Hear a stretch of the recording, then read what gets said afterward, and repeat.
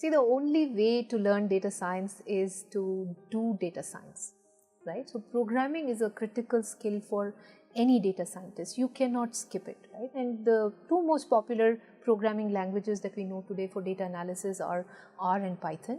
Both of these programming languages is what you will master, at least at the beginning level, in this particular bootcamp.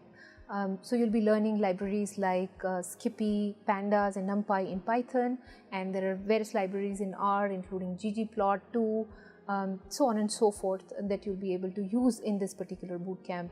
The ability to manipulate data of different types. For example, we have the data of various varieties.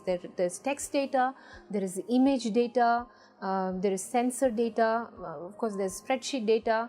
You should be able to, as a data scientist or as a data science person, you should be able to deal with all these kinds of data. You should be able to explore data, you should be able to transform data.